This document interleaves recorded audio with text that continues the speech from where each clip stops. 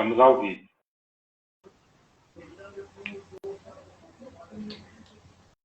Vou esperar uns segundos para dar tempo do pessoal entrando.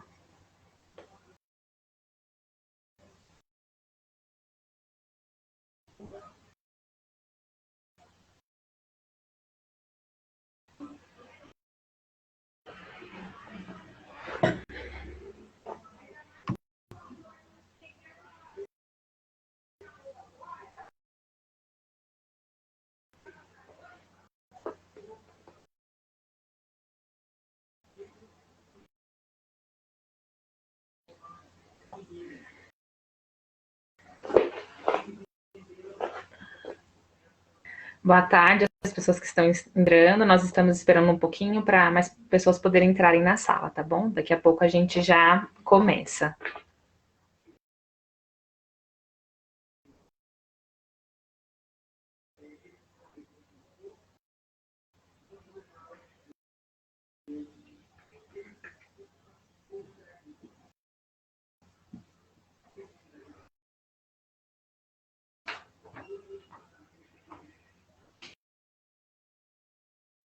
Boa tarde, eu sou a Aline. Nessa tarde nós teremos a palestra com o professor Ricardo Amarante Turati.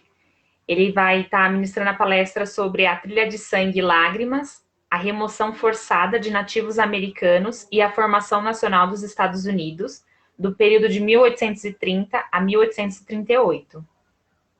Eu vou dar um breve resumo sobre o currículo dele. Ele é bacharel e licenciado em História pela Universidade Estadual de Campinas, mestre e doutor em História Cultural pela mesma instituição, doutorado com período de estágio no exterior na Yale University, com bolsa PDS-E-CAPES, professor e pesquisador na área de América, especialmente das temáticas ligadas à América Hispânica e aos Estados Unidos. É membro do Laboratório de Estudos Americanos, LEA da Unicamp, e autor do livro Os Espelhos da América, Identidade Cultural Hispano-Americana em Releituras de A Tempestade, de William Shakespeare. Eu vou dar a palavra agora para o Ricardo. Então, Ricardo, fica à vontade. E quem tiver já as suas perguntas no decorrer da palestra dele, pode estar colocando aí nos comentários, que quando o Ricardo terminar a palestra, nós vamos estar abrindo para as dúvidas e as perguntas.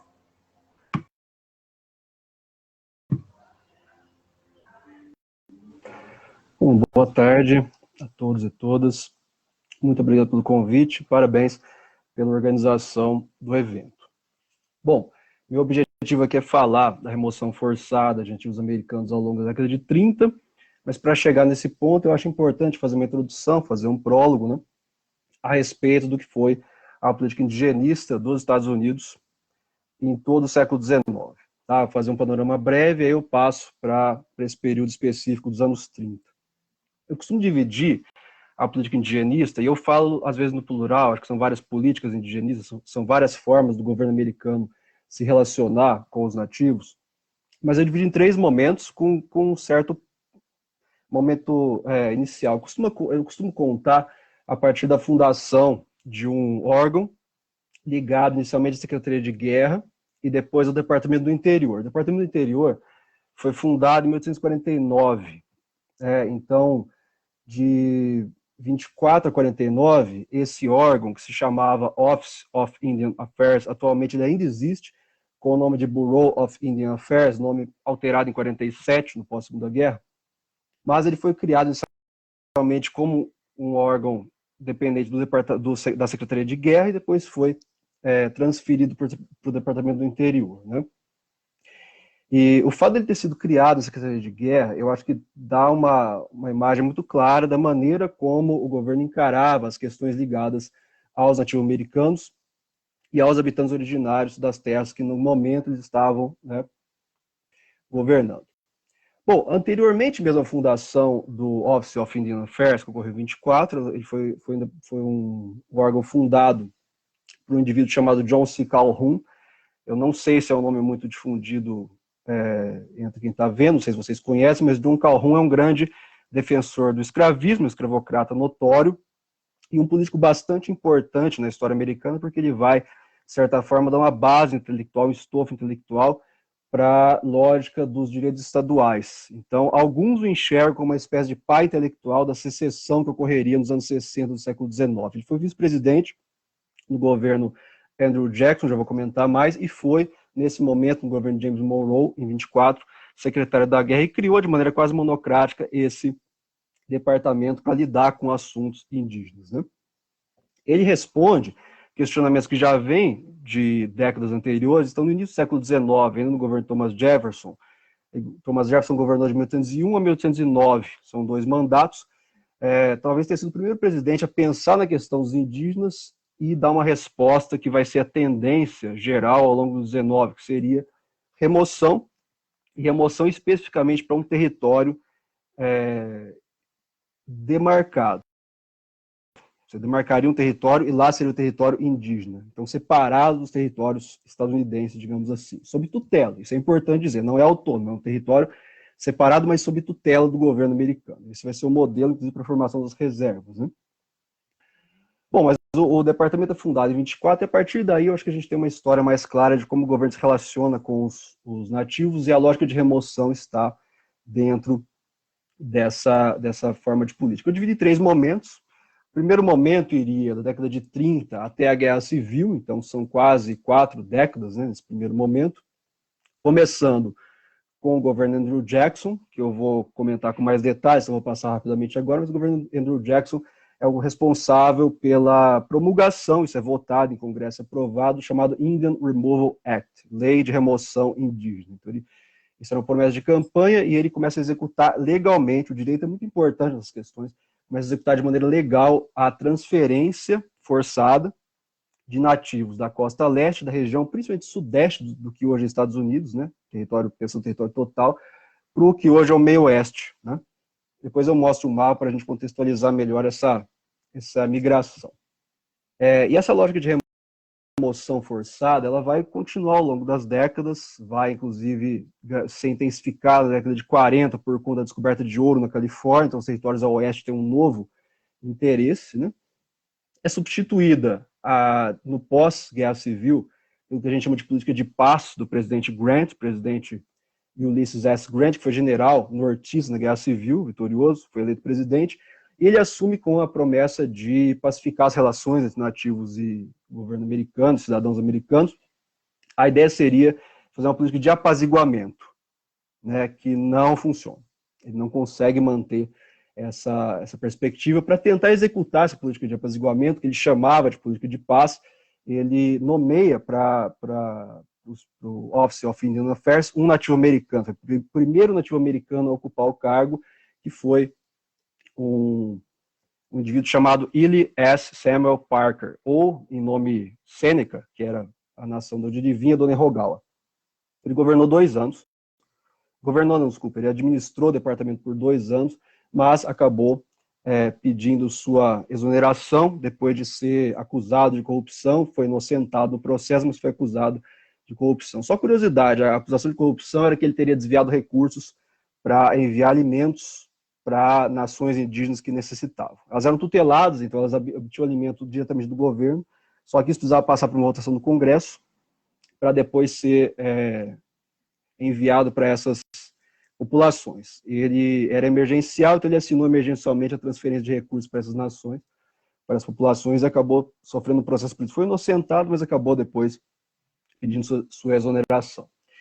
E após esse momento da política de paz, nós temos o que eu chamo de período dos grandes massacres, que vai até a década de 90, do século XIX, e é um período bastante revanchista, no qual há expedições punitivas sistemáticas para atacar populações nativas ainda resistentes à remoção ou, de alguma maneira, resistentes culturalmente a uma lógica de assimilação pelo governo e pela sociedade estadunidense. Tá?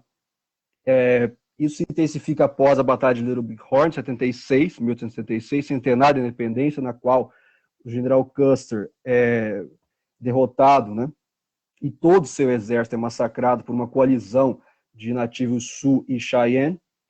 E após essa derrota, há uma série de expedições que alguns historiadores leem como revanchistas, como uma espécie de vingança à derrota do general Custer, e há uma série de massacres. O mais famoso deles, em 1890, é o massacre de Wounded Knee, né?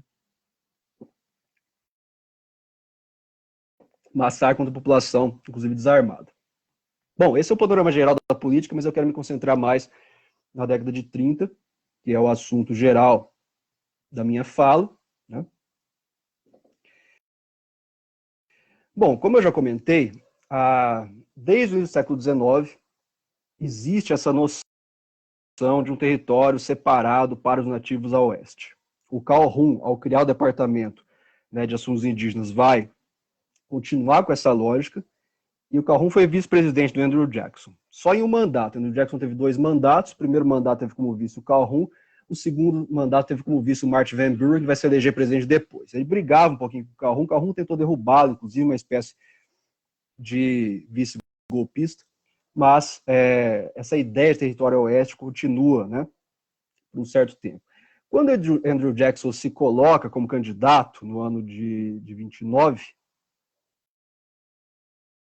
ele propõe 2 coisas muito relevantes, coisas que vão angariar votos para ele. Uma delas é a expansão da democracia americana, que é o que os americanos chamam de democracia jacksoniana. Ou seja, a expansão do direito à voto, a expansão da participação do cidadão comum na política, né? Isso é algo muito valorizado, inclusive até hoje, pelos estadunidenses. Andrew Jackson tenta capitalizar em cima da figura do self-made man. Ele se coloca como self-made man, alguém que veio de uma origem humilde. Não é muito verdade isso, mas ele constrói uma narrativa em cima disso. De uma origem humilde se tornou primeiro um militar muito bem sucedido, principalmente na Guerra de 1812, e depois presidente dos Estados Unidos, né? E outra promessa de campanha que ele cumpre foi a questão da política indigenista. E ele propõe uma coisa que até então foi apenas pincelada pelos governos anteriores, que seria nacionalizar a política indigenista. Então, enquanto governos, por exemplo, como o de Thomas Jefferson, que era um grande defensor da autonomia dos estados, então ele não foi muito longe de nacionalizar algo em torno da política indigenista, cada estado lidava com os nativos daquela região como eles achassem melhor, havia essa autonomia. Andrew Jackson faz o contrário, ele é um defensor da autonomia dos estados, mas, para a questão indígena, ele defende a unidade nacional em torno disso, né? Então, ele já propõe em campanha a remoção de nativos. Ele fala, eu vou criar um território no meio oeste, território que estava sendo incorporado aos Estados Unidos. Lembre-se que quando há independência, os Estados Unidos é só uma faixa de terra na costa leste. Eles vão crescendo, vão ocupando territórios ao longo do século XIX. Ao final do século XIX, eles já estão no Pacífico. Mas criaria-se um território no meio oeste e os nativos que estão, principalmente a sudeste, seriam removidos para lá de maneira legal. Uma lei seria aprovada. Tá? Então ele propõe, na campanha, é eleito, e durante o governo vai cumprir essas medidas relacionadas à democracia jacksoniana e também vai entrar numa grande disputa com o sistema bancário americano, principalmente com o Banco da Filadélfia. Não vou entrar em detalhes disso aqui, mas ele tem uma grande disputa no sistema bancário. E também cumpre a ideia de remoção. Então, ele é eleito, no primeiro ano de mandato, ele já consegue aprovar no Congresso o famoso Indian Removal Act, que é a legislação que regulamenta a remoção de nativos dos territórios do leste para o meio oeste. Tá? Isso é uma demanda já antiga de vários proprietários de terra que queriam expandir sua fronteira agropecuária e também de parte da aristocracia que estava ao leste do Mississippi. Então a ideia seria expandir, enquanto o território se expande para o leste do Mississippi, os nativos que estão a leste saem de lá para que haja mais espaço cultivável ou para a criação de gado, ou mesmo um certo domínio aristocrático local. Tá? Isso é muito comum, principalmente nas regiões das 2 Carolinas, né, da North Carolina e South Carolina, de onde vem Andrew Jackson e John Calhoun, isso não é coincidência. Né? As nações que mais vão ser afetadas, eu chamo de nações, os nativos, mas isso é um termo complicado, nação é um termo europeu. Na situação atual deles, como eles têm uma certa autonomia, inclusive no próprio território, existe a utilização do termo nação. Né? Esse termo é consagrado por daqui a pouco eu volto, isso é consagrado por uma decisão da Suprema Corte americana, do juiz John Marshall, primeiro presidente da Suprema Corte, na qual ele reconhece que, como durante o período colonial foram assinados tratados com os nativos, eles têm autonomia, porque só pode assinar um tratado caso seja com outro governo. Então isso dá para eles uma certa autonomia. Tá? Aí vocês podem pensar, mas se eles têm uma certa autonomia, são chamadas de nações, como que a remoção deles foi forçada? Como que isso foi executável? Como é que isso foi legalizado? Eu já volto a isso.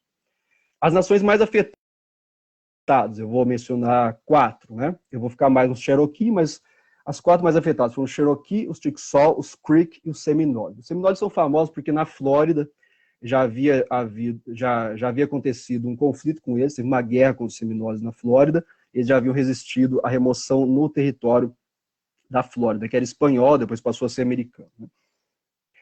Mas, com a aprovação do Indian Removal Act em 30, você tem uma regulamentação das realocações. Como que você vai regulamentar uma realocação, sendo que já havia uma decisão da Suprema Corte, ainda no século XVIII, virado para o XIX, que garantia uma certa autonomia para essas nações nativas. Acontece uma série, né, uma série de circunstâncias imprevistas, na qual, durante o governo de Andrew Jackson, 5 juízes da Suprema Corte morrem ou abandonam o cargo. Então, Andrew Jackson nomeia 5 juízes do Supremo Tribunal do país. Tá? Nos Estados Unidos, eles são em 9. Então, são 9 juízes da Suprema Corte, nomeando 5, ele tem maioria. Então, essas decisões anteriores são, em parte, revogadas por essa nova Suprema Corte. E isso envolve uma batalha judicial, a qual eu já vou me referir. Tá? E a aprovação do Indian Removal Act começa a regulamentar a série de realocações a partir de uma série de diretrizes que são postas em ação de maneira totalmente sistemática. Tá? Então, você vai unir força militar com negociações econômicas. Então, você vai vender a terra, vai trocar a terra por outra, e também por uma burocracia do governo civil. Então, você junta força militar, economia e burocracia estatal, né, do governo. E essa união desses 3 fatores vai revestir o processo com uma capa de legalidade, né, e com um argumento, inclusive humanitário, que era algo muito presente no discurso do Andrew Jackson na sua campanha eleitoral. O argumento humanitário, o argumento era o seguinte: a separação vai ser boa para todos. A segregação vai ser boa para a sociedade estadunidense e para os nativos. Tá? Não foi isso que ocorreu, mas ele dizia isso, que seria para o bem comum, porque seriam culturas irreconciliáveis em certo ponto, então teriam que viver separadas mesmo. Né? Só para dar um exemplo de como essas coisas funcionavam, eu vou mostrar para você, deixa eu só compartilhar aqui, 2 documentos do período. Se eu consigo compartilhar.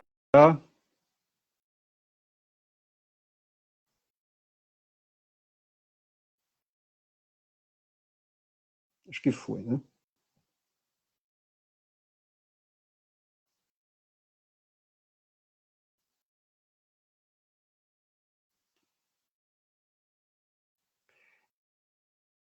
Eu selecionei 2 trechos aqui de relatórios dos comissários de assuntos indígenas. O comissário era o responsável pelo Departamento de Assuntos Indígenas, né? Os 2 do mesmo ano, né? Os 2 do ano de 31. Espera aí que eu não sei se está aparecendo aqui.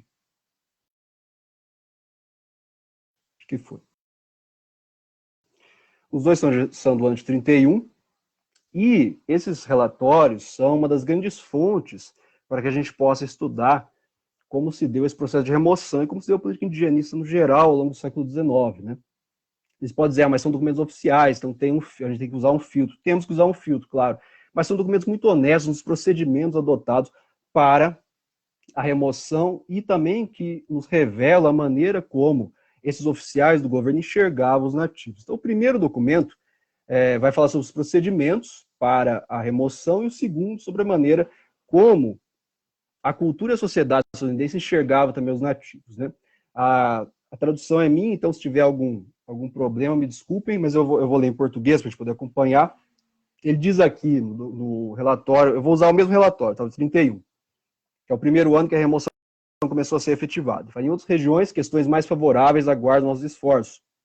O coronel James B. Gardner, que foi indicado no último 31 de março como agente especial ou comissário para negociar com índios em Ohio por uma troca de terras e sua remoção para o Mississippi, negociou com sucesso esses objetivos. E aqui, percebam que eles chamam um militar para ser um agente da negociação. Então, a força militar está presente. Tá? Não é uma negociação conduzida em pé de igualdade. Tratados foram concluídos e assinados por ele e pelo agente indígena, Coronel McKelvin. O agente indígena também, não um membro da comunidade indígena, mas sim um militar ligado ao exército estadunidense. Com os Shawnee Ottawas e com o ramo mestiço de Shawnee e Sênecas de Lewistal. Os Sênecas concluíram um tratado pelos mesmos objetivos durante o inverno passado, que foi ratificado na última sessão do Congresso. Eles estão agora a caminho de seus domínios a oeste. As únicas possessões indígenas que restam em Ohio são aquelas dos Wyandot, com as quais os pontos preliminares de um tratado já foram acordados e que será finalmente concluído, caso tenhamos um relatório favorável, por parte da delegação enviada por eles para observar o território de destino proposto. Eles trocavam o território, falavam, vocês vão sair de Ohio e vão para outro território a oeste do Mississippi. Os tratados acima mencionados estão dessa maneira comunicados.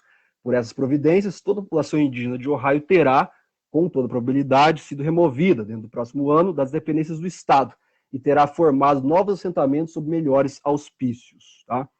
Os benefícios dessa medida ainda serão ampliados pela considerável quantidade de terras valiosas que, consequentemente, ficarão abertas para o empreendimento dos cidadãos do Estado. Então, você aumenta a disponibilidade de terras para serem exploradas pelos cidadãos daquele Estado, ou seja, o nativo não é cidadão, o nativo não tem direito à terra, terra que ele ocupava há muito tempo. Antes mesmo da chegada de colonos europeus, ele já ocupava aquele território em diversos casos. Tá? Isso é o caso de Ohio, mas isso acontece em vários outros territórios. Tá? O documento, esse aqui, não é o mesmo documento, na verdade, mas é um trecho que fala sobre a noção cultural que se tem a respeito do nativo, né? Até bastante cruel. Né?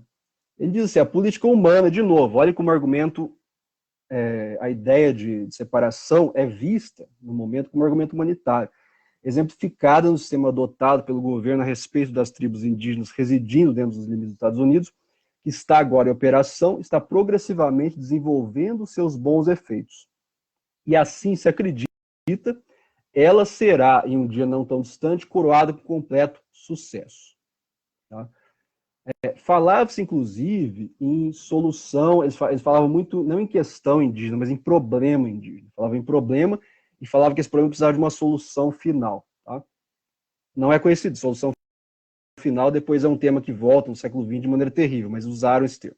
Gradualmente diminuindo em número e deteriorando em condição, incapazes de lidar com a inteligência superior do homem branco, prontos para cair em vícios, mas inaptos para se apropriarem dos benefícios do Estado social, a onda crescente de população branca ameaçava afogá-los em breve, finalmente causando sua extinção total. Então a visão dele é a seguinte, existe uma superioridade do branco, seja em relação aos costumes, seja em relação à maneira de organização social, seja em relação à inteligência. Então, se não houver separação, esse indígena, em contato com o branco, vai desaparecer, vai sumir, por ser inferior. Vai primeiro se degradar e depois sumir. Tá? Isso se coaduna muito, esse tipo de pensamento, com a série de teses racistas que o século XIX acabou entendendo como ciência. Né? Ele continua, o progresso é lento, mas certo. A causa é inerente à natureza das coisas. Tribos numerosas e poderosas desapareceram do nosso convívio em alta proporção, agourenta para a existência daqueles que ainda permanecem, a menos que seja contrabalançada pela substituição de algum princípio suficientemente potente para parar as tendências de decadência e dissolução. Esse princípio salutar existe no sistema de remoção, de mudança de residência, de assentamento em territórios exclusivamente deles, sob a proteção dos Estados Unidos, a tutela, tá? Não é autônomo, é tutelado. Conectados com as benignas influências da educação, instrução e agricultura e as diversas artes mecânicas, por meio das quais a vida social se distingue da selvagem. Tá? Então, ou assimilação, no modelo estadunidense, ou separação, ou extermínio, ou final mesmo. Tá? Só para concluir essa questão, olhem aqui, isso é um mapa, né, da chamada Trilha das Lágrimas, já vou falar o que é a Trilha das Lágrimas, mas é um processo de remoção, né, ganhou esse nome. Essas são as rotas que os nativos percorreram. Então, vocês podem notar que eles estão aqui na região a sudeste, né? Tem o estado da Carolina do Norte, da Carolina do Sul e da Geórgia aqui. Eles vão fazer uma jornada pelo meio oeste, cruzar o Mississippi. O Mississippi está aqui, tá vendo? Mississippi é esse rio aqui. Eles vão cruzar o Mississippi e vão chegar até o território que havia sido reservado para eles, que é esse centro aqui de Oklahoma. Tá? E depois esse território vai ser negado, eles vão continuar sendo removidos até a década de 70. Tá? Mesmo com política de paz, mesmo com mudanças na política indigenista. Bom, deixa eu só voltar aqui.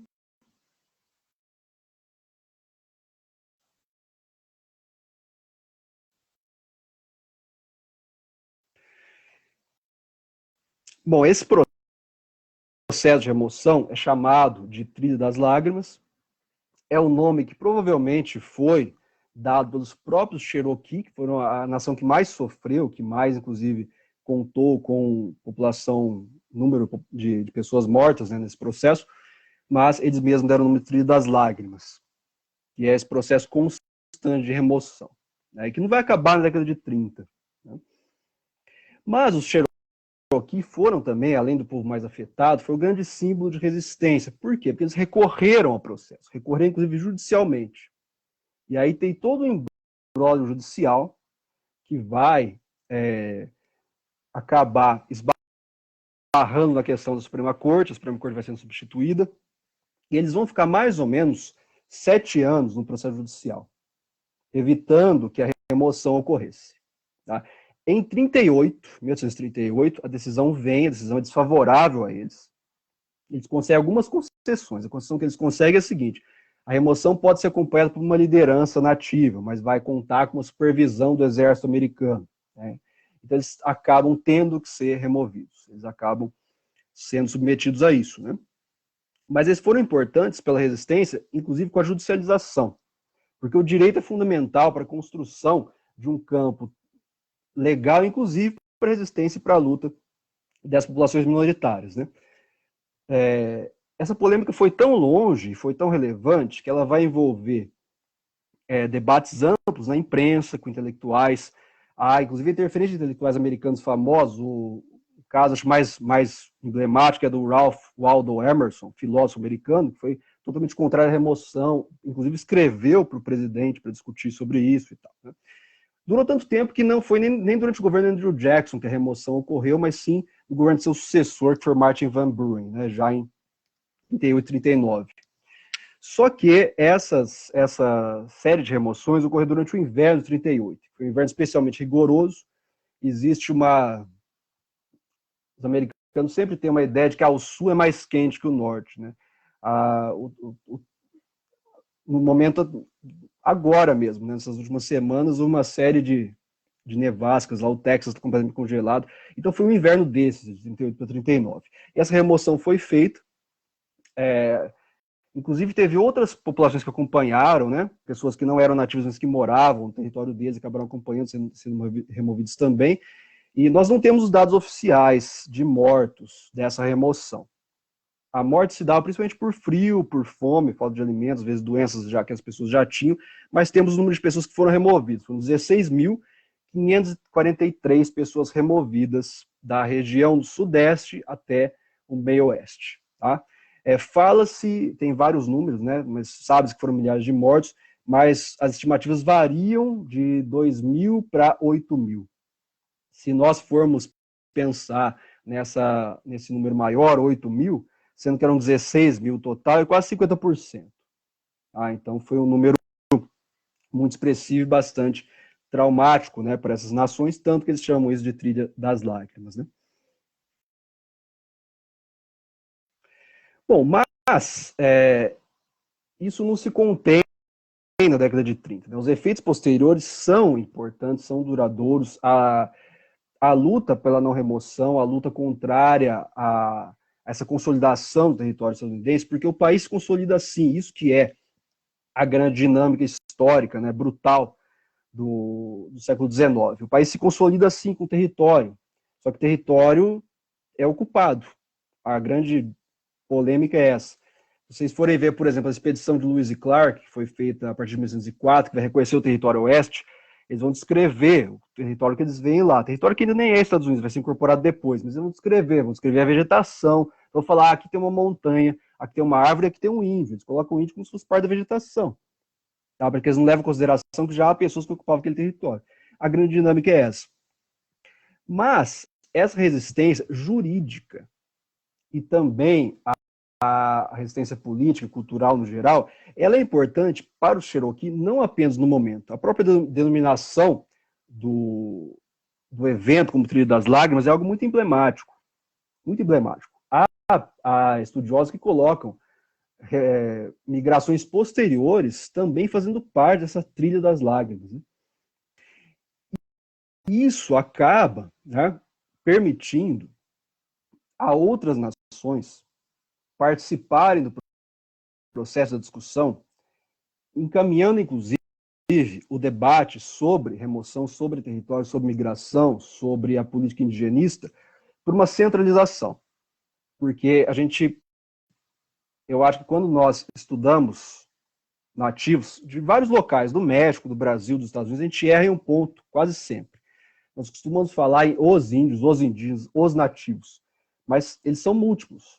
Cada um deles tem demandas diferentes, cada um deles tem governos diferentes, cada um deles tem forma de relacionar com a cultura de maneira diferente. Tá?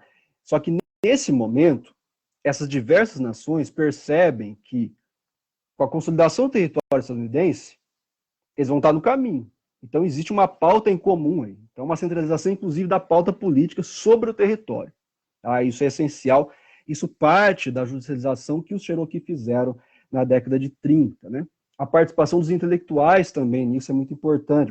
Você traz o debate para o público. Então, pessoas que podem, talvez, concordar com a democracia jacksoniana, do Andrew Jackson, vão perceber que o discurso dele de humanitarismo em relação a essa questão é furado, é um discurso que não sustenta. Tá? É um humanitarismo apenas da boca para fora. Tá? É um discurso humanitário que deixa pessoas morrendo no inverno numa remoção forçada conduzida por fuzis, né? Bom, essa resistência ela não foi, concluindo aqui, não foi suficiente para frear o projeto, né, do governo para os nativos naquele momento, mas ela foi essencial para manter na memória social e histórica esses milhares de mortes na Trilha das Lágrimas e a ideia de uma mobilização para a luta jurídica, política e cultural contra um projeto excludente, um projeto de não congraçamento, um projeto de não entendimento cultural. Tá? Isso não é apenas no século XIX. Quando os movimentos nativo-americanos começam a ressurgir com força no século XX, né? A gente fala muito do movimento pacifista, do Flower Power, fala do Black Power, mas houve um movimento nativo também, que eles chamavam de Red Power, inclusive. Eles ocuparam Alcatraz, né, em protesto, na década de 50, 60. Quando esse movimento vem no contexto dos direitos civis, a ideia da Trilha das Lágrimas acaba voltando à tona. Né? Então, essa ideia de remoção, essa ideia de migração forçada sob a tutela de um Estado, ela continua na memória social histórica dos Estados Unidos como país e das nações nativas como organização política. Então é isso, muito obrigado.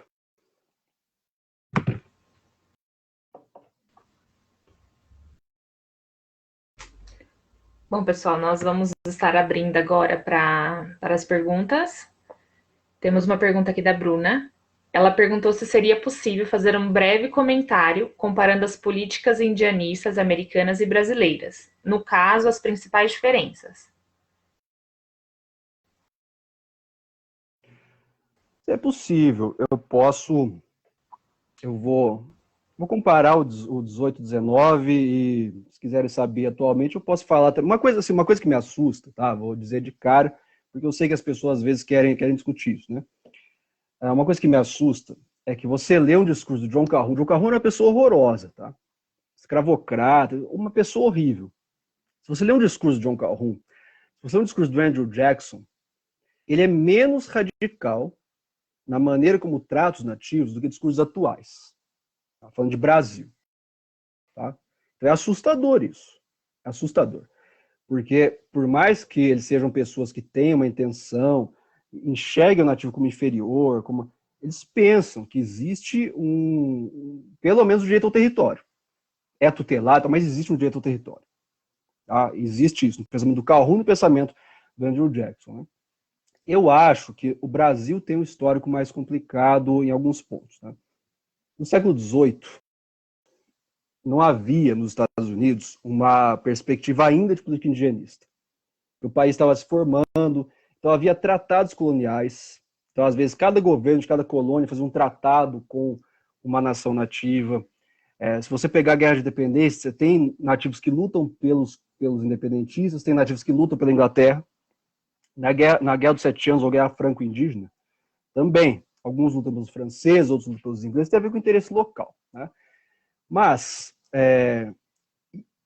uma coisa muito marcante e que alguns historiadores ressaltam é o seguinte: era necessário, no momento da colonização, esse contato com os nativos. Porque como o território era muito fragmentado, então havia uma presença inglesa, havia uma presença francesa, havia uma presença espanhola. Alguns nativos poderiam, inclusive, fazer a costura entre esses vários locais e fazer comércio. Então, por exemplo, comércio de peles, que era essencial para a costa leste, quem fazia eram nações nativas. Então, durante a colonização, foi muito incerto o que era uma política indigenista. Eles só vão discutir isso no 19, George Washington discute um pouquinho, tá? Mas Thomas Jefferson vai passar a discutir de maneira mais intensa, e aí a gente tem essa organização estatal do que seria uma política indigenista. Tá? No Brasil, tem uma questão curiosa. O Brasil tem as reformas pombalinas. Então nós temos, primeiro, nós e a América Espanhola, nós temos um processo de diminuição radical da população nativa no momento da colônia. Isso há nos Estados Unidos? Mas não tão radicalmente. O genocídio, se a gente quiser chamar de genocídio, o genocídio americano, estadunidense, é no 19. O genocídio espanhol é no 16. O português também. Tá? Então já há uma diminuição anterior à constituição do país como uma nação independente. No 18, no Brasil, nós temos as reformas pombalinas. Então, a gente teve por muito tempo, cerca de 200 anos, uma importância muito grande dos jesuítas e dos religiosos na maneira de tratar os nativos. Então, tem aquele debate intenso sobre os nativos têm alma ou não, devem ser escravizados ou não, a escravidão indígena é proibida, etc. Então, tem toda essa questão. E os religiosos são contra a escravidão indígena porque tem interesse em angariar mais fiéis, né? Tem um interesse específico, né, para contra-reforma e tal. Não vou entrar nesse ponto. Mas há um domínio muito grande de jesuítas. O projeto Pombalino, a partir de 1750, embora não tenha dado grandes resultados, ele tem um projeto que, na minha visão, é bastante radical no contexto. Ele tenta enxergar a ideia de assimilação do nativo na sociedade colonial. Então, ele começa a esboçar a ideia de que o nativo pode ser cidadão. Inclusive, ter direito a ensino laico. Isso vai, claro, entrar em choque com os jesuítas, vai ter guerra, etc. Então, nós temos esse projeto. Que foi abandonado. Então, a gente passa o 19 quase todo, depois do projeto Pombalino, sem pensar claramente nas populações nativas, como se eles fossem focos populacionais que estão distantes, não estão nos grandes centros, e etc. E aí, no século XX, a gente volta a isso. A gente volta a isso na Era Vargas, né, de reconhecimento do território nacional, os irmãos Vilas Boas, até as pesquisas que o Lévi-Strauss faz no Brasil, no século XX, eu acho muito importantes para a antropologia. Isso é importante. A gente volta a discutir política indigenista quando a antropologia já diz, né, por isso que eu falo que o discurso atual é muito radical, porque o momento do século XIX, dizer que o indígena inferior, que a cultura inferior, é uma coisa da época. Agora, depois do século XX, depois de Lévi-Strauss, você falar que uma cultura inferior por ser diferente é esquisito, né? Então a gente parte dessa discussão antropológica, né? A gente parte dessa discussão antropológica. E aí nós passamos por um período de delineamento de novas políticas, aí você vai ter a FUNAI, você vai ter um avanço nesse ponto, até que a gente chega ao momento atual, que é difícil porque tem uma discussão sobre a expansão da fronteira agropecuária. Então, se eu pudesse fazer uma comparação, a própria cidadania ela é incerta. Hoje, por exemplo, pegando o contexto atual, hoje nós temos uma situação dos Estados Unidos na qual as reservas possuem autonomia. Possuem autonomia. Então, tem xerife, tem organização, tem legislação, tem jurisprudência, tem autonomia. Isso é a situação ideal? Não. Tem problemas? Tem vários problemas. Por exemplo, problema de criminalidade. Tem muita gente que comete crimes na reserva e sai da reserva. Tem um dado meio chocante que eu descobri quando eu estava lendo um romance de uma autora chamada Louise Erdrich, que eu acho que nunca foi publicado no Brasil, escreveu um chamado The Roundhouse sobre violência sexual contra mulheres nativas. Ela foi pesquisar e ela descobriu que aproximadamente de 10 mulheres, 7 sofrem algum tipo de violência sexual ao longo da vida em reservas. Detalhe, isso são os números das mulheres que denunciaram. Mas aí ela foi pensar, quem comete essa violência? É dentro da reserva? Em alguns casos sim, mas a maior parte dos casos são pessoas que entram na reserva de fora, cometem a violência, estupram, assediam de alguma maneira e saem. Dessa maneira, o xerife da reserva não consegue, e o juiz da reserva não consegue processar, e nem quem está de fora. Então tem esses problemas. Mas tem demarcação, tem uma certa autonomia. No Brasil nós não temos isso. E esses problemas sobre a fronteira agropecuária, que são muito do século XIX, nos Estados Unidos, são atuais no Brasil. Então, por exemplo, se a gente tem na década de 60 dos Estados Unidos a ideia de pequenas propriedades agrícolas regulamentadas, que é o Homestead Act, da época do Lincoln, que alguns chamam de reforma agrária, talvez dê para chamar, mas é assim, se você ocupasse aquela terra, você poderia pedir a propriedade dela. Então, você tem pequenos proprietários que passam a ter acesso à terra. Nós não temos isso no Brasil. E não tem uma demarcação clara, embora exista uma demanda muito grande para que isso aconteça. Então, eu acho que nós estamos enfrentando problemas que eles já enfrentaram no século XIX. A gente está com 150 anos, 200 anos mais ou menos, em descompasso com essa discussão sobre a terra, sobre o acesso à terra. Eu acho que é isso.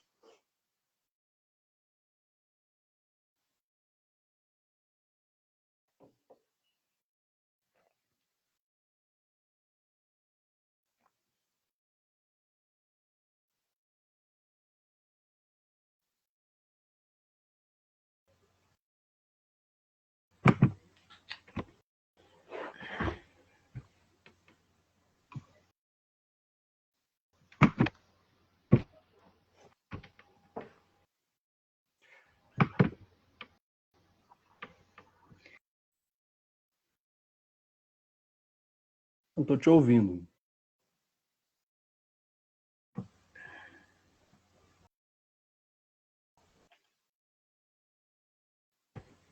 Deu uma travada aqui no computador.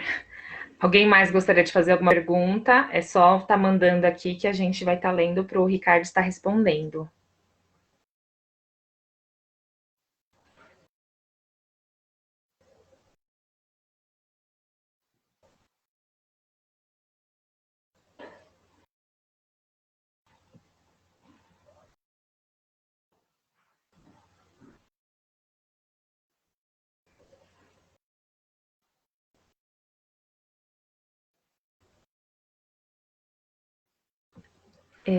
Perguntar aqui, Renato, ou Ricardo, se você pode falar um pouco mais sobre as suas pesquisas.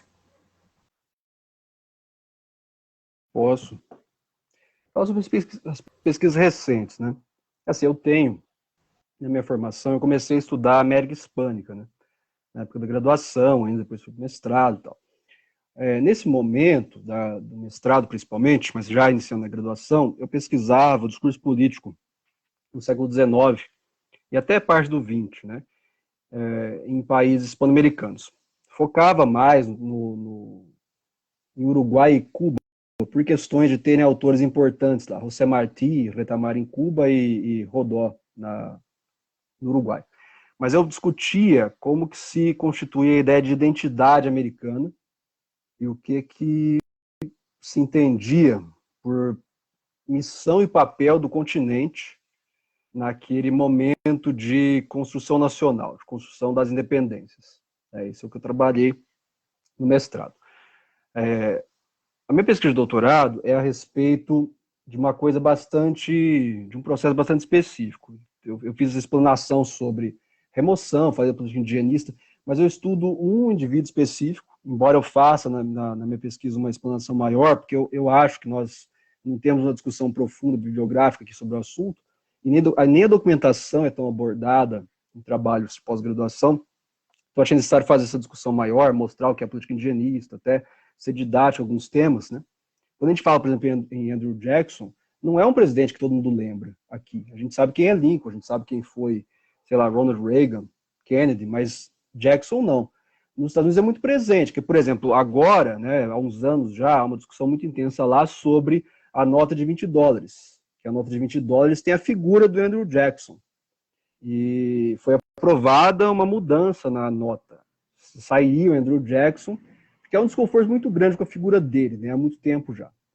Sairia o Andrew Jackson e entraria Harriet Tubman, que é uma figura, eu acho que, eu não sei, fizeram um filme sobre ela recentemente, mas não é bom. Só que eu fico impressionado com a trajetória dela.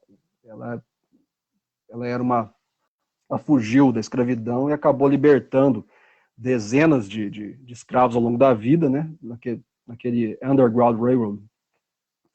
Ela discutiu de igual para igual com figuras-chave da época, né, e também foi a primeira mulher a comandar uma missão militar do exército americano, na Guerra Civil, contra os sulistas.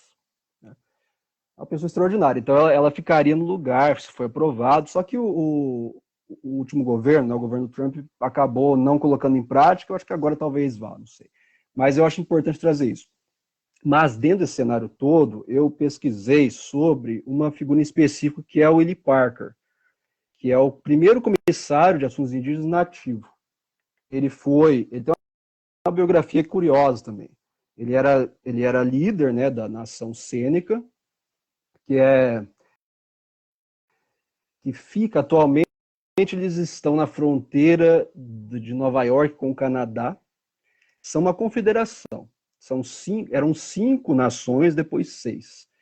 Eram nações belicosas, então havia conflitos constantes entre elas, e aí a gente não sabe exatamente quem foi, porque eles chamam essa figura de o pacificador. Então é uma figura meio mítica, né? Mas dizem que houve um líder com poderes, né, na mitologia deles, que teria proposto uma união dessas nações para que não houvesse mais a guerra. Então fizeram uma confederação. Fizeram uma confederação e tinha, inclusive, algumas formas interessantes de governo, né, formas de eleição e tal. Eram matrilineares e tal. E o Donegal, o Willie Parker, ele era membro, né, do Seneca Iroquois e era um líder, né, deles. E na Guerra Civil ele foi adido militar do General Grant. Ele serviu, o exército teve tropas nativas, o irmão dele começou a organizar tropas de nativos para lutar na guerra ao lado do norte, e ele se voluntariou, foi recusado, porque ele tem uma trajetória muito, muito maluca de vida, né? Ele foi advogado, só que ele tentou prestar o exame da ordem, que eles chamam de bar, e não pôde prestar, por ele não ser cidadão americano. Então ele fez a faculdade, não conseguiu prestar. Aí ele fez engenharia, trabalhou como engenheiro e depois serviu o exército como adido do General Grant. Inclusive foi ele que escreveu o discurso de rendição do Sul, que o general Lee assinou em Appomattox, foi ele que escreveu. Não, as palavras não são dele, mas a grafia é dele. E aí, quando termina a guerra, o General Grant o chama para ser o primeiro comissário de assuntos indígenas de origem nativa. Ele aceita, fica 2 anos no cargo. Ele tenta, e eu trabalho muito com os relatórios que ele escreveu. Tá? E é muito triste, porque você sabe que ele tem um projeto muito distinto do que é possível executar.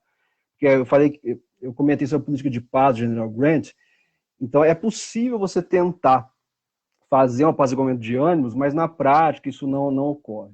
Isso não ocorre. Então, por exemplo, ele que era uma grande figura da época, a Casa Branca, então ele tenta fazer o encontro do presidente com os nativos e tal. Só que no final, o Red Cloud terminou a vida numa reserva, deprimido. Né? Então, na prática, ele não conseguiu. Ele faleceu ele foi comissário até 71, ele viu a Batalha de Little Big Horn, ele faleceu antes dos grandes massacres. Então ele não viu a decadência da política que ele tentou implementar. Então eu estudo a trajetória dele principalmente. O processo no qual ele acabou perdendo a reputação política dele, foi em torno do que hoje a gente chamaria de pedalada. Eu comentei brevemente, mas seria uma pedalada. Ele fez assim, ele pegou o orçamento para comprar alimentos e autorizou monocraticamente para que fosse comprado, porque não daria tempo de votar. Ou era isso, ou as pessoas morriam de fome. Então ele autorizou. Só que isso é irregular. Não é crime, mas é irregular. Ele teria que pagar uma multa, enfrentar um processo. Ele enfrentou o processo, venceu, acabou sendo inocentado, mas resolveu sair do cargo, né? Porque havia um lobby muito forte contrário a ele também, né? Um lobby contrário a ele. E ele fica entre... ele era chamado de guerreiro em duas frentes, né? Ele tem várias dificuldades ao longo da vida. Então, por exemplo, existia ao longo do 19, ainda existe, mas existia algumas autonomias estaduais. Então, era possível para um governador de estado requerer uma expedição punitiva a determinada tribo ou a determinada nação. Então, eles estão no território, eles fizeram... Ele poderia fazer isso. E o governo não tem muito, o governo central não tem muito como regular isso. É uma coisa mais do governador de estado. Então, ele enfrenta esses dilemas. É um cargo bastante complicado. Ele aparece num capítulo daquele livro famoso, tem traduzido, aquele Enterre Meu Coração na Curva do Rio, Bury My Heart at Wounded Knee. Ele aparece lá, livro do Dee Brown, só que tem um capítulo só sobre ele. Eu li o livro, a partir do livro eu resolvi fazer pesquisa sobre ele, mas o capítulo sobre ele acaba sendo muito incompleto e acaba caindo na lógica de narrativa trágica. Então, ele perdeu todo o dinheiro, que ele perdeu mesmo, em 73 teve crise, ele perdeu muito dinheiro, mas depois ele volta. Então, eu acho que o livro faz uma biografia meio parcial dele. Eu fui buscar outros detalhes, né?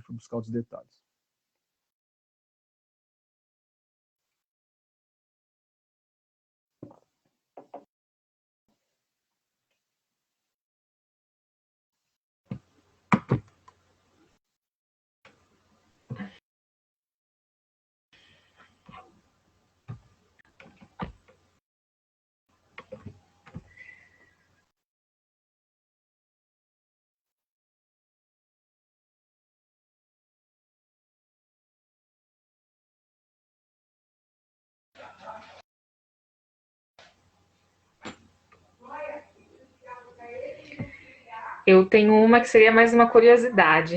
Eu gostaria de saber como você se interessou por essa temática, né? A estar pesquisando sobre isso.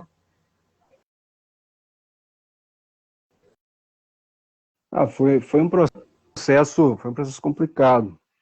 Na verdade, foi uma mistura de paixão com necessidade, né?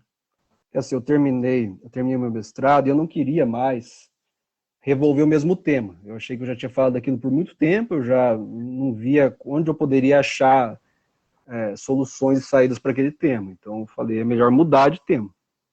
Eu comecei a ler muito sobre, vamos ver se eu acho aqui algum caminho para fazer meu doutorado. Eu fiquei um ano, né, entre mestrado e doutorado, então eu tive um ano para preparar o projeto e comecei a ler clássicos e tal. E aí comecei a notar isso a partir de uma leitura, eu acho, do Labirinto da Solidão, do Otávio Paz. Otávio Paz é um poeta mexicano, maravilhoso.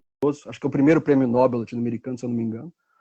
E o Otávio Paz tem um livro de ensaios chamado Labirinto da Solidão, no qual ele questiona, né? Ele fala da diferença da colonização espanhola para a colonização inglesa. E fala que aqui, na América Latina, eu vou colocar o Brasil como América Latina também, mas houve o elemento cristão, católico, né, na verdade, de maneira distinta do cristianismo estadunidense, ou das 13 colônias, que era mais excludente. Então a comunidade puritana, embora não dê para falar que todas as colônias são puritanas, isso é uma elaboração totalmente falha, mas a lógica puritana ela perpassa, né, a história americana. É mais excludente, é muito mais excludente. Já o catolicismo, embora coloque o indígena lá embaixo, na base da pirâmide, ainda lhe dá um lugar enquanto cristão. Coisa que ele não dá, por exemplo, para o negro escravo. Né? Então, isso aí começou... Aí eu pensei, de fato, né, tem problemas disso, não é uma afirmação hoje, né, tão correta, digamos assim, pensando nas pesquisas historiográficas, há vários problemas nisso, é uma coisa muito mais poética da parte dele do que uma análise historiográfica precisa, mas há pontos interessantes. Não dá para desenvolver coisa a partir disso. Aí eu pensei num projeto meio maluco de fazer uma comparação entre as duas coisas, e seria algo que me daria muito trabalho e não chegaria a lugar nenhum. Aí eu tive que escolher. Aí eu comecei a pensar em coisas que eu gostava, eu gosto da literatura em língua inglesa, eu gosto da literatura estadunidense do século XIX e XX, principalmente do século XX, que é o grande século da literatura estadunidense, gosto do cinema americano, e pensei na produção cultural como uma espécie de reprodução dessa alteridade mesmo, dessa lógica de alteridade austera, a ideia de você achar que há um espaço para os seus e não para os outros. Eu acho que isso era presente na cultura, é presente ainda, né? Eles estão tentando superar isso há 200 anos, mas continuam repetindo essa mesma tópica, essa ideia de exclusão total do outro, né, da sua comunidade.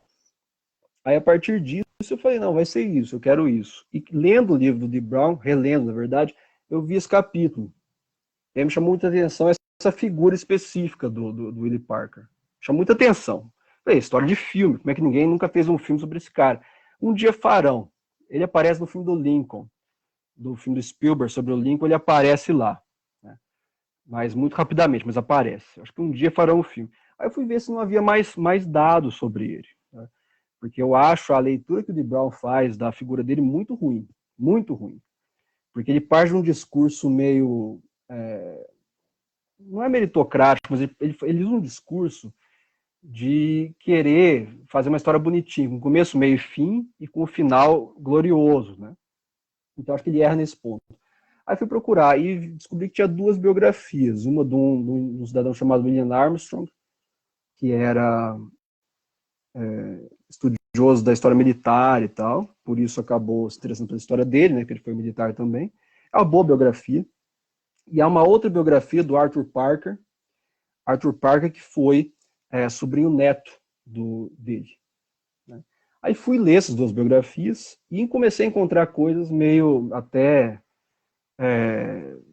que a gente se pergunta por que isso não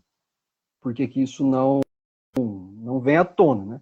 Eu descobri, por exemplo, que o Lewis Morgan, que é um dos patrões da antropologia, quando foi pesquisar os nativos, ele pesquisou exatamente o Sêneca. E quem levou o Morgan até lá foi o próprio Lee Parker. Então, essa figura, além de ser o primeiro comissário de assuntos indígenas nativo, foi também importante para a fundação da antropologia. Aí comecei a descobrir essas coisas. E descobri outra coisa, que o arquivo dele está disponível. O arquivo dele atualmente foi doado pelo sobrinho neto, pelo Arthur Parker, à American Philosophical Society, que fica na Filadélfia. Está disponível. Inclusive, tive a oportunidade de ir lá e consultar. Né? Historiador adora isso. Você pega na mão uma carta com a grafia do cara, você quase chora. Mas você vê, então está tudo disponível. Então, uma coisa que é muito interessante. Tem acho que 11 caixas de documentos dele. Então tem recorde de jornal, tudo, e ele documentava tudo. E há, por exemplo, uma coisa que você não acha em nenhuma biografia, que são cartas pessoais, discursos pessoais. E aí você vê a posição dele, a posição política dele, como algo muito distinto do que ele mostrava oficialmente. Então a carta de demissão dele, que eu reproduzi na minha tese, a carta de demissão dele, é muito, muito triste, porque ele vê que a política de paz não vai se concretizar. E como é uma carta só para o presidente, ninguém vai ler aquela carta, ele é muito mais sincero, né? Ele está falando com o amigo dele, não com o presidente, né? Porque quando ele escreve um relatório, ele está falando para o secretário do interior e para o presidente, em caráter oficial. A carta de demissão é uma carta que só vai ser lida pelo presidente, no caso. Então, eu descobri que tinha essa documentação disponível, parte dela digitalizada e parte dela disponível em loco. Né? Aí cheguei no tema assim. Né? E quando eu cheguei lá para pesquisar no arquivo, eu me contive, porque se eu fosse pesquisando mais, eu ia descobrir mais coisa. Descobri até fofoca da época dele de noivado e tal. Tem uma fofoca ótima que eu achei no jornal da época, que ele era, quando ele estava estudando, ele era considerado uma figura muito elegante na cidade e tal. E ele convidou a filha de uma família rica, local, para ir ao baile com ele. E foi buscá-la de carruagem e tal. E todo mundo achou aquilo um absurdo, né? Porque era um indígena lá convidando a família, e casou com ela. E aí depois saiu no jornal da cidade um relato de uma cidadã indignada com a audácia desse senhor. E ela ainda fala assim, não, ele é elegante, ele fala bem, tal, ele é muito inteligente, mas ele é índio, né? Então como que isso acontece, né? Então achei esse tipo de coisa, E a gente vê que tem vários meandros aí da construção historiográfica e histórica que a gente passa batido, né? E esse cidadão tá lá, ele morreu já faz uns 130 anos e eu acho que ainda é uma figura pouco trabalhada, pouco estudada. E falta um filme, Hollywood precisa fazer um filme sobre ele.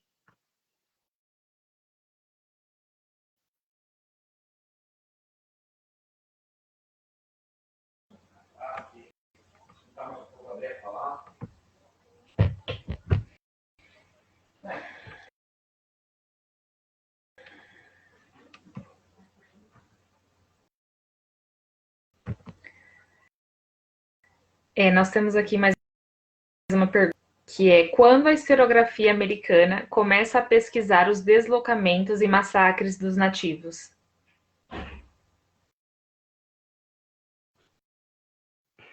O deslocamento, assim, a historiografia americana é complicada, porque ela tem um método muito diferente do método que a gente entende. Tá? Eu não sei se quem fez a pergunta de que área que é e tal. Mas, por exemplo, a nossa historiografia brasileira, ela trabalha muito com a lógica uma lógica francesa mesmo, com a lógica de análise. Em parte alemã, mas muito francesa. Então a gente trabalha com a lógica de análise. A gente meio que tem uma versão à estratégia positivista de escrever fatos e dados e fazer uma história política, né, eminentemente política, por meio da descrição de fatos. A historiografia estadunidense até hoje é assim. Então, um livro de história produzido nos Estados Unidos, seja por um jornalista que gosta de escrever sobre história, seja por um historiador profissional, professor universitário, vai ser assim, ele vai ter um tema, ele vai descrever esse tema, ele vai contar aquela história. Tá? Isso tem um ponto positivo e um ponto negativo, ao meu ver. O ponto positivo é que você apresenta o tema a muitas pessoas. Então, não é incomum um livro sobre massacres nativos, como o próprio Burn My Heart, ou The Knee, tem um que eu detesto o título, mas chama The Untold History of Red Cloud, né, que tenta retomar as falas do Red Cloud. Sucesso de venda. Então, acho que tem esse ponto positivo e tem um ponto negativo, que torna a análise meio rasa. Você não discute muito aqueles eventos, né, que você está descrevendo e as interpretações possíveis sobre eles. Há exceções, mas no geral é assim. No 19, já se falava de remoção, já se falava da migração, mas a historiografia em si não vai endereçar de maneira tão intensa. É mais fácil você ver uma discussão sobre isso num filósofo como Emerson, que eu já citei, que ele discutiu com o governo, então o Emerson fala disso, o próprio Thoreau fala um pouco dessas questões, mas a historiografia não se atenta tanto. A historiografia está mais preocupada em descrever os grandes processos e a consolidação do Estado americano. Mas como a literatura americana, a historiografia também é uma forma de narrativa que é consolidada no XIX. Então, o século XIX é a consolidação do país, a consolidação da política, do Estado, mas também da historiografia. Então, a gente só passa a ter, de fato, uma historiografia americana profissional, digamos assim, no final do século XIX. O autor que faz isso chama Frederick Jackson Turner. É um professor do Wisconsin, famoso pela teoria da fronteira. Vocês já devem ter, alguém já deve ter esbarrado com ele, mas ele tem um artigo, né, um ensaio que ele leu, uma palestra que ele deu, chamado O Significado da Fronteira na História Americana. The Significance of the Frontier in American History. E isso marcou a carreira dele para sempre. Ele passou a repetir informações sobre isso, passou a debater sobre esse tema a vida toda. E a tese dele é a seguinte, que o caráter americano, a identidade americana, do país mesmo, Estados Unidos, vai se formando na fronteira. Então a expansão seria um elemento central, a expansão da fronteira seria um elemento central para a constituição do país enquanto nação. E ele se pergunta no começo do ensaio, agora que a fronteira está totalmente conquistada, o que será, né? Qual vai ser a nossa história? A gente tem uma nova história agora que o país está consolidado. Então, a historiografia começa já a trazer questionamentos em cima da lógica de fronteira, de expansão do espaço fronteiriço, né, de conquista do território. Então já é uma historiografia que nasce nesse ponto, no final do 19, começo do 20, com uma glorificação das conquistas territoriais em detrimento de populações que já estavam lá.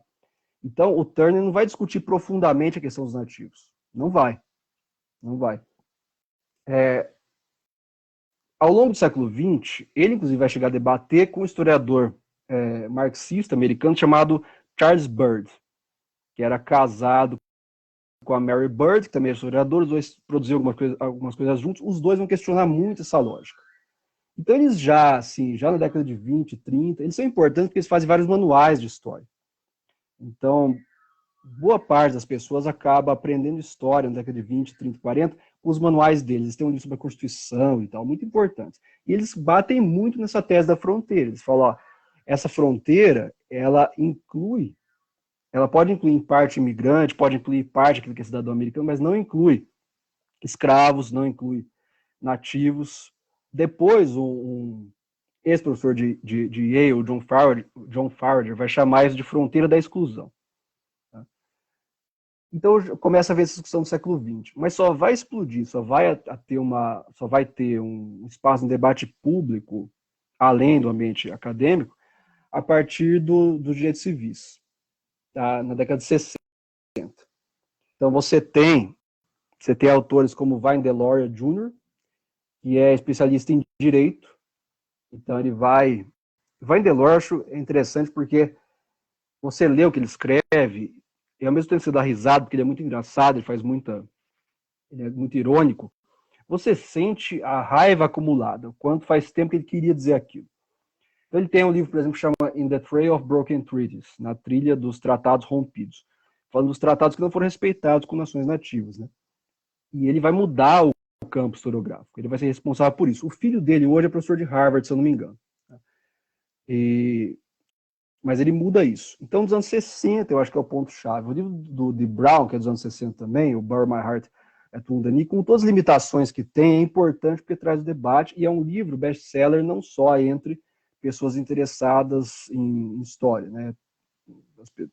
Na verdade, não é um best-seller só entre historiadores, as pessoas, no geral, leem, né? Leem em escola e tal, né? E outra coisa que traz o debate e que faz a discussão acontecer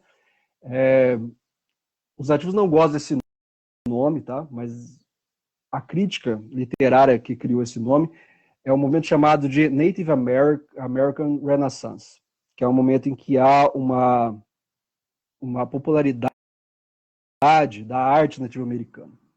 Nos anos 60, principalmente. A partir de 69 fica mais intenso. Porque assim, aí você vê nativos na literatura, vê uma presença maior na política, no ativismo, vê na escultura, na antropologia, né, na história. Então você vê uma presença maior. Eles não gostam do termo porque eles falam assim, ó, vocês falam que é renascença, mas quando que acabou? Nunca acabou. Na verdade, agora está sendo mais divulgado, mas esse tipo de arte, de produção intelectual sempre aconteceu. Mas a partir dos anos 60. E desde então, é muito presente. Tá?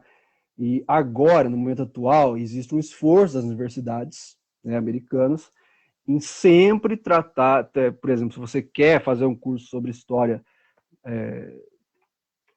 dos nativos, você costuma contratar um professor nativo-americano. Então você tem uma presença maior deles também nas universidades. Tá? Isso é uma coisa mais presente. Mas não impede, né, ainda a discussão travada em um ponto. Né? Vou só dar um exemplo. Existe um autor que é chave para discutir política indigenista, que é um advogado chamado Francis Paul Prucha. Ele é essencial, porque ele faz todo um panorama da política indigenista, de Thomas Jefferson até, na época que ele escreveu o livro, até o governo Clinton. Ele faz tudo isso. Chama The Great Father o livro. Mas ele tem uma visão, ainda que do ponto de vista do direito bastante rigorosa, ele tem uma visão extremamente centrada nos Estados Unidos. Então ele consegue, por exemplo, ele fala que o massacre de Wounded Knee não foi um massacre, foi uma batalha. Por quê? Porque os nativos estavam armados. Eles não estavam armados. Eles estavam e foram desarmados. Eles se renderam. Aí houve um disparo, alguma coisa, aí eles foram metralhados. Com metralhadora Hotchkiss. Isso é massacre. Agora, por exemplo, ao falar da Batalha de Little Big Horn, que foi um massacre, porque todo mundo morreu, eles chamam de massacre sem problemas. Mas foi branco que morreu. Aí tudo bem. Então ele tem esse problema. Sabe? Então ainda é um entrave. Mas tem autores que propõem discussões muito boas. Eu esqueci o nome de um autor agora, que eu li quando eu estava pesquisando, que ele é um autor que ele escreveu um livro extremamente sensacionalista, escreveu um livro para vender mesmo, né? É um livro que você vê, você fala, esse livro vai ser esquisito, mas é bom o livro. Acho que ele quis fazer um marketing. O livro compara a ideia de espaço vital nazista, a ideia esqueci o termo em alemão agora, Lebensraum, a ideia de Lebensraum, de espaço vital, com a política expansionista do século XIX nos Estados Unidos. Você fala, esse livro foi feito para vender, então, mas por que ele fala isso? Por que ele traz esse ponto? Porque o Hitler, uma vez, em um discurso, acabou elogiando a expansão do século XIX americano. Então a ideia de que é necessário aquela terra para crescer, ela é uma coisa do século XIX nos Estados Unidos, é uma coisa na Alemanha, na geografia alemã, é uma coisa que chega até a lógica colonial do século XX. Você vê, por exemplo, o discurso sobre esse documento que eu mencionei na minha fala, que fala de inferioridade e tal. Você lê um documento sobre a presença francesa na Argélia, na década de 50, século XX, não é muito diferente. Então tem gente que consegue enxergar essas permanências, mas tem muita gente resistente. Uma discussão, por exemplo, intensa é sobre o termo genocídio, sobre a possibilidade de usar o termo genocídio para falar da questão, porque o genocídio pressupõe que seja intencional, então teria que ser intencional por parte do governo, e muita gente é resistente a isso. Inclusive tem gente que chega ao limite do cinismo de dizer que você não pode usar genocídio, porque genocídio é um termo que foi criado em 1948, seria anacrônico. Né? O que é complicado, porque se você for ler a definição de genocídio, ou no livro do Rafael Lemkin, ou na Declaração de Direitos Humanos da ONU, o que está dito lá é que tem a ver com processos anteriores, pode ser retroativo, não é de 48 para frente. Né? Então tem esse tipo de coisa. Existe ainda uma discussão muito forte. Né? Mas aí tem um outro ponto, eu estou falando demais, mas só para concluir. Na década de 90 existiu uma coisa que os americanos chamam de cultural wars, o que eles chamam de guerra cultural, guerra de narrativa cultural, nos anos 90, sobre o que deveria ser currículo escolar, o que a gente deveria estudar, etc. Né? Que é uma discussão que a gente passou até agora aqui. Eles tiveram na década de 90. De um lado, se você tinha pessoas interessadas em expandir o estudo sobre escravidão, o estudo sobre nativos americanos, sobre a narrativa dos massacres. Então, por exemplo, hoje nas escolas americanas, eles leem o livro do Red Cloud. Eles leem o livro do Dee Brown. Então se estuda isso. Eles sabem que é Harriet Tubman. Eles têm essa noção. Isso é muito importante. Você tinha de um lado esse pessoal que queria expandir essa possibilidade de currículo e do outro uma ala mais conservadora que achava que isso era antipatriótico. Então ficava, por exemplo, professores especialistas no tema discutindo com o Bill O'Reilly na Fox News, que achavam absurdo isso porque você estaria difamando o país. Você não está difamando o país, está mostrando as chagas do passado, é importante para construir o presente. Né? E para a sorte dos americanos, o lado vencedor da guerra cultural foi o lado que queria expandir as fronteiras de discussão. Né?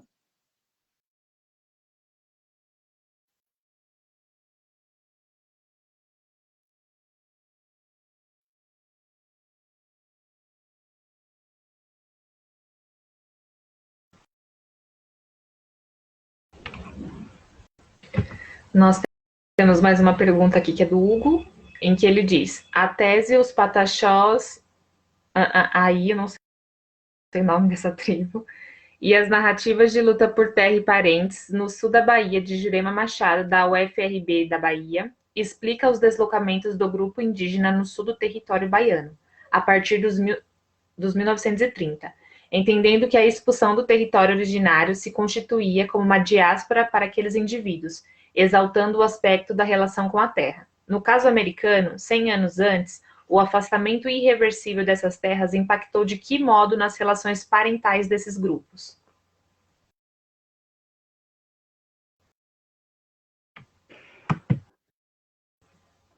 A ideia de diáspora é interessante. Acho que dá para fazer um paralelo, né? Se a gente pensar em organização e tal, eu vou pensar na lógica da reserva, tá? Que isso é algo peculiar. Então, por exemplo, para isso afetou muito, de maneira negativa, as nações sul. Porque eles tinham uma cultura muito ligada à pradaria e à caça ao bisão, né? O que eles chamavam de tatanca, bisão. A gente fala búfalo, né? Mas é bisão.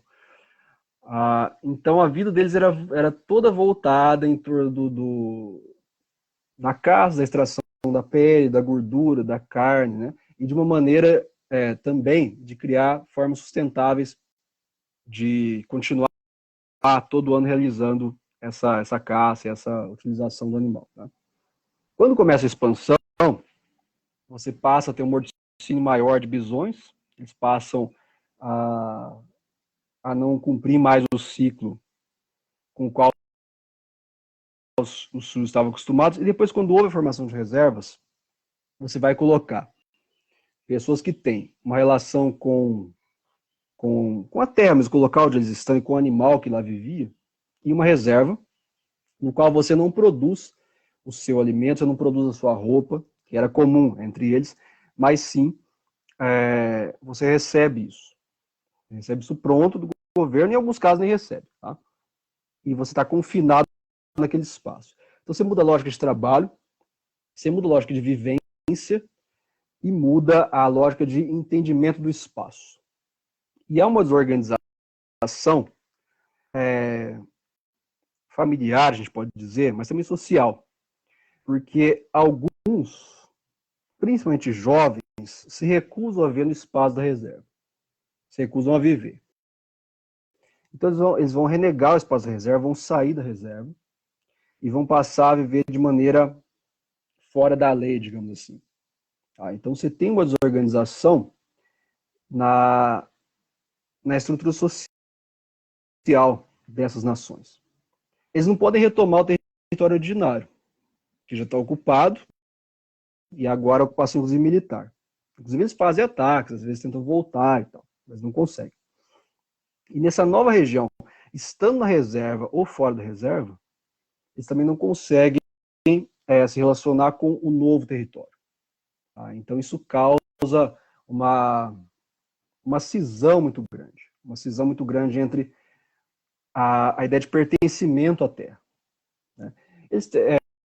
O Sul tinha essa lógica, outros nativos também. Eles tinham uma lógica de pensar que a divindade maior havia concedido a terra para eles por um tempo, para que eles pudessem utilizar, e depois isso ficaria para os herdeiros e tal.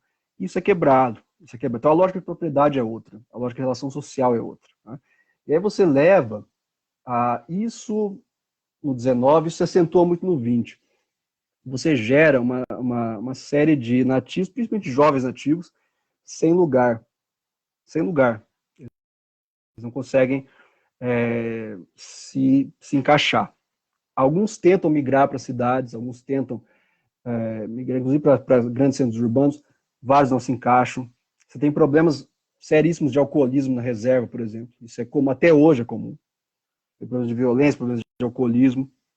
Então, essa desorganização ela é profunda. Ela é profunda.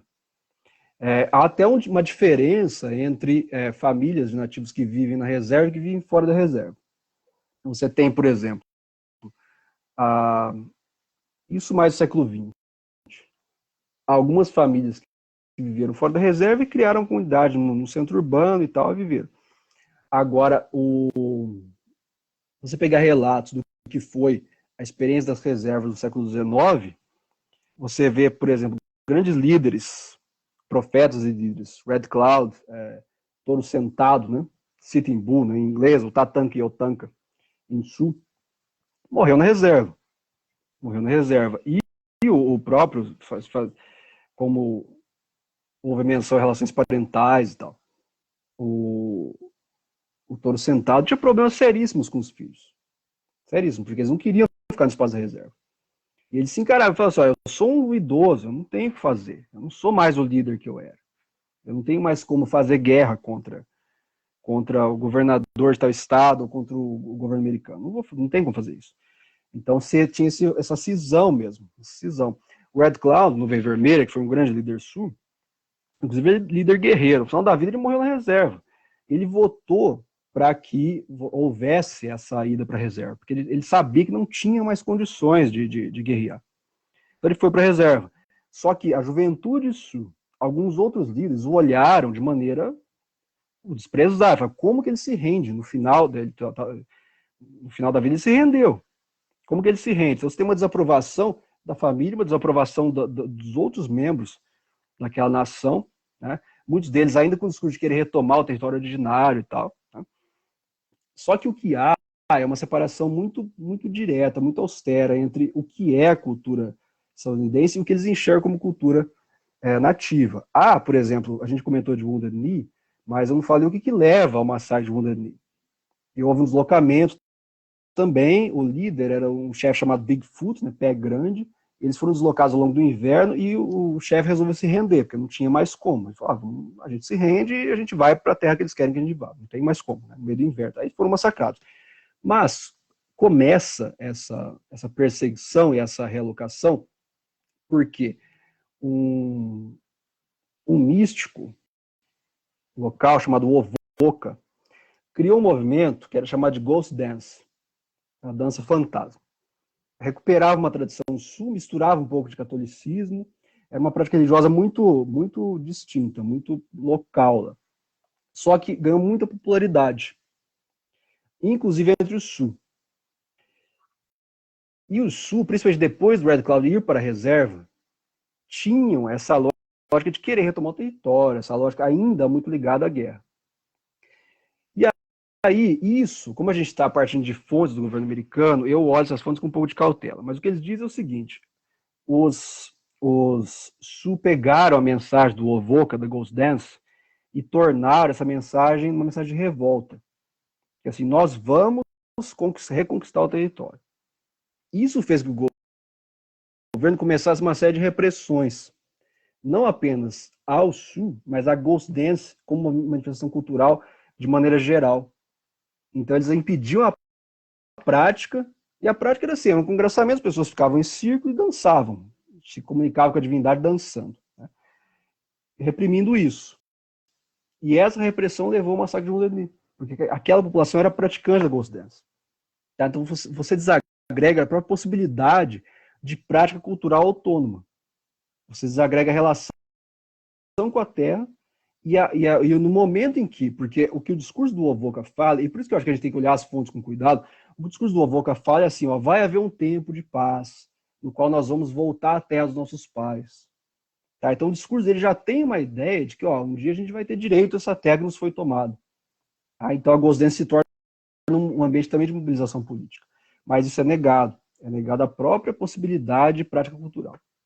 Eu não sei se responde a questão, mas...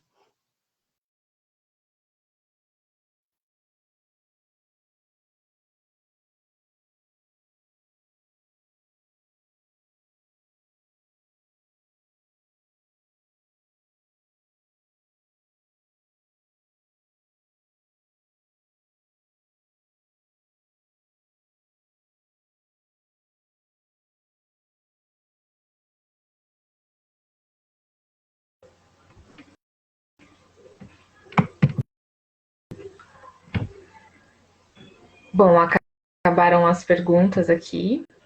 Eu, em nome do GEPOM, queria agradecer ao Ricardo pela palestra, agradecer os conteúdos que você trouxe, foram super relevantes, foram muito bons, realmente, muito enriquecedor. Te agradecer Agradecemos pela sua disponibilidade por estar aqui conosco nessa tarde, foi um prazer e esperamos que você volte em futuras palestras, futuros congressos. Foi uma honra mesmo estar aqui com você nessa tarde. Nós também queremos agradecer ao público que compareceu, que assistiu à palestra. Obrigada pelas contribuições que todos fizeram aqui hoje, pela participação. E a live ela vai ficar depois disponível na página do GPOM, para quem quiser assistir. É só entrar lá na página do GPOM, que ela vai estar disponível.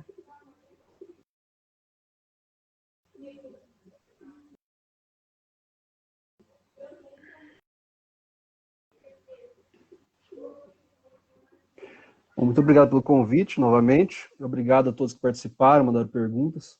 Uma boa tarde a todos. Estamos encerrando aqui, pessoal. Muito obrigada.